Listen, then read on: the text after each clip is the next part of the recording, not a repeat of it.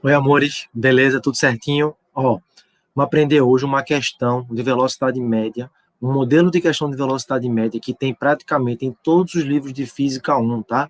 Os livros de Física que abordam cinemática, né? Que é uma parte que está dentro da mecânica. Vamos ler para você acompanhar como é que a gente faz, como é que são os princípios dessa questão. Preste atenção, fica bem atento, tá? Vamos ler aqui. Um carro percorre metade de um trecho retilíneo com velocidade média constante de 10 metros por segundo. E a outra metade com velocidade média constante de 90 metros por segundo. Está mais rápido, né? Massa. Qual a velocidade média do carro no percurso total? Pronto, tá aí a questão. Fiz uma figurinha para vocês, tá? Esse Mzinho daqui, ó, que eu estou marcando para vocês, quer dizer que está no meio. É um ponto que está dividindo essa trajetória aí no meio, tá bom? Então aqui nós temos a primeira metade, que ele fala inclusive no texto, né? Que o carrinho está com a velocidade média constante de 10 metros por segundo, o seu valor está constante, isso é um movimento retilíneo uniforme, que a palavra uniforme quer dizer que o valor da velocidade está constante, mas no outro trecho, ou seja, na segunda metade, olha aqui, meus queridos, na segunda metade, a gente vai ter o carro com uma velocidade maior. Só que ela se mantém constante, se mantém no mesmo valor, de 90 metros por segundo, na segunda metade. Então, nós temos agora um outro movimento retilíneo uniforme. Nós temos dois movimentos retilíneos uniformes, cada um em sua metade. Pronto. Em vista disso, ele pede qual a velocidade média, não no primeiro trecho nem no segundo trecho, até porque ele já deu, né? No primeiro trecho é 10 e no segundo trecho a velocidade média constante é 90 metros por segundo. Ele quer a velocidade média total, ou seja, nos dois trechos ao todo, quanto vale essa velocidade média total desse carro no percurso total? Pronto, é o que ele quer. Como é que a gente faz uma questão como essa? Bem, primeiro vamos pela grande palavra que ele falou aí, a palavra-chave que é metade. Ó, aqui, vou circular para vocês, ó, metade. Ou seja, a primeira metade, o carro percorreu uma certa distância que eu não sei quem é. Então, eu vou chamar de X, tá bom? Então, essa primeira metade, eu vou chamar de X. E a segunda metade, quanto é a distância que ele percorre? Bem, duas metades são iguais, né? Então, vai ser X. Bem, uma observação, cuidado, nem sempre duas metades são iguais. Como assim, Ronaldo? Por exemplo, a metade de uma maçã é igual à metade de uma porta? Não, claro que não, entendeu? Eu estou pressupondo que são duas metades de uma mesma coisa. Aqui são duas metades de uma mesma trajetória, duas metades de uma mesma estrada. Entenderam agora? Então elas são iguais. Então, se a primeira metade, estou supondo que ele percorre uma distância X, na segunda metade da mesma estrada, ele vai percorrer a mesma distância X. Tá bom? É assim que a gente pensa, o princípio lógico, físico, para a gente fazer essa questão. Então, a segunda metade X. Só isso. Bota X na primeira metade e X na segunda metade. São as distâncias percorridas iguais. Agora vamos fazer. Gente, a primeira expressão da física que a gente aprende lá na cinemática, talvez a expressão mais importante que tenha, que dela derivam muitos outros raciocínios, é a de velocidade média. A velocidade média, deixa eu botar aqui só para a gente relembrar, tá? A velocidade média a gente calcula assim, né?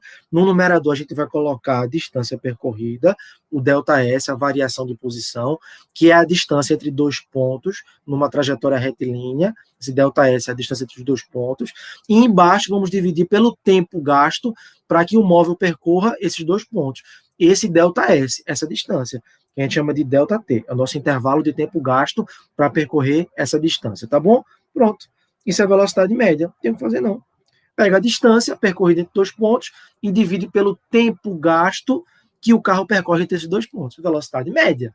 Você quer achar a sua velocidade média que você tem para você ir até o banheiro, marque a distância do ponto que você está até o banheiro, você pode marcar essa distância em passos, conte quantos passos você dá, pegue um cronômetro, ou pegue um relógio, seu celular mesmo, e marque o tempo que você gasta para sair do ponto que você está até o banheiro. Pronto.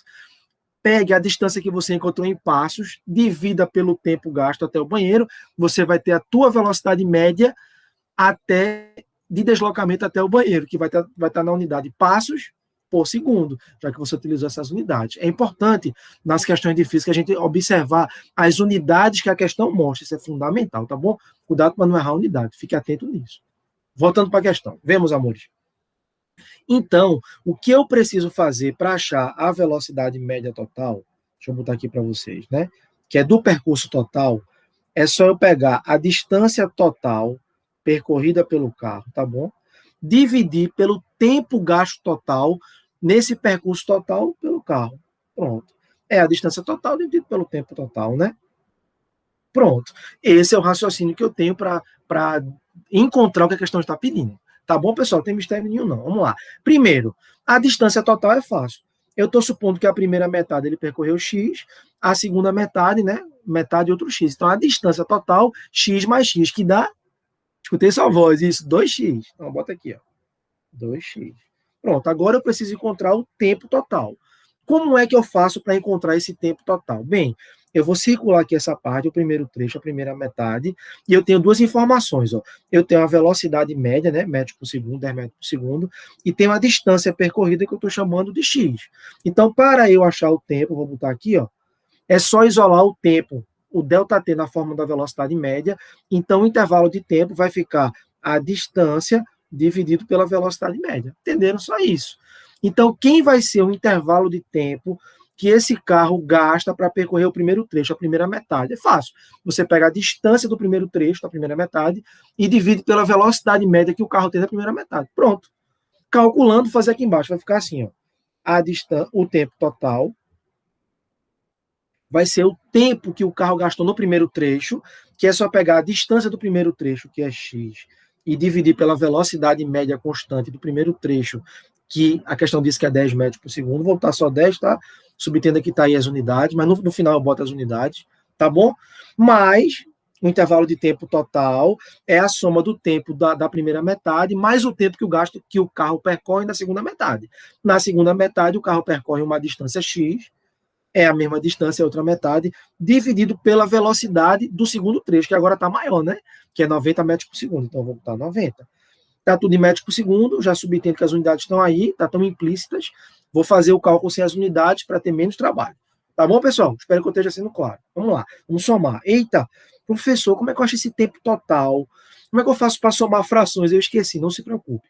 Qual é o princípio para somar frações? O princípio é, você só pode somar frações de mesma natureza. Aliás, você só pode somar as coisas quando elas têm naturezas iguais.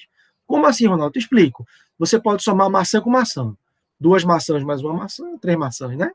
Agora, você não pode somar maçã com ventilador, né? Quanto é 2 maçãs mais um ventilador? Você chega a trava, não dá para você achar um resultado. Por quê? Porque maçã é de uma natureza e ventilador é de outra natureza. Então, não posso somar. 2 maçãs mais um ventilador é igual a 2 maçãs mais um ventilador. Não dá para obter um resultado, entendeu? E como é que frações têm mesma natureza? Porque só elas eu posso somar quando elas têm o mesmo denominador. O denominador da fração, ele denomina a natureza dela. Perceba que essa primeira fração daqui que eu estou marcando, ó, ela tem denominador 10. Ela tem uma natureza, porque o denominador é 10. O denominador denomina a natureza da fração. E a segunda fração tem denominador 90. Natureza diferente da primeira, porque o denominador é diferente, então não posso somar. Então vou ter que fazer alguma coisa para que as naturezas das frações fiquem iguais, para que os denominadores fiquem iguais. O que é que eu posso fazer? Bem, eu pensei aqui, ó. A gente aprende que a gente pode tirar o MMC, o mínimo múltiplo comum dos denominadores. E você aprendeu certo. Mas eu queria que você observasse essa maneira que eu faço. Vê, eu vou igualar os denominadores usando o raciocínio das frações equivalentes. O que é isso, Ronaldo? São frações iguais. Como assim? Eu explico. Você vai pegar esse 10 daqui, por exemplo. Tem como transformar o 10 em 90? Tem. Vou multiplicar por 9, porque 10 vezes 9 é 90. Então, se eu multiplicar aqui embaixo por 9, o que faz embaixo tem que fazer em cima. Ó. Multiplica também por 9. Esse é um princípio para obter uma fração equivalente. Uma fração igual a x sobre 10. O que faz embaixo, faz em cima. Desde que multiplicando ou dividindo. Só não pode ser por zero. Então, eu não posso multiplicar por zero embaixo, multiplicar por zero em cima vai ficar 0 sobre 0. Isso não tem sentido nenhum. Para esse contexto aqui, né? Aliás, dividir por zero não tem sentido. Isso é um dos mandamentos da matemática, né? Não dividirás por zero. Não pode dividir por zero. Mas eu posso multiplicar por 9 embaixo e multiplicar por 9 em cima.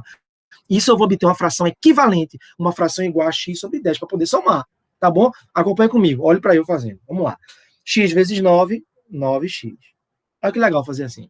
10 vezes 9, 90. Mais, e repete a segunda fração, que é x sobre 90. Pronto.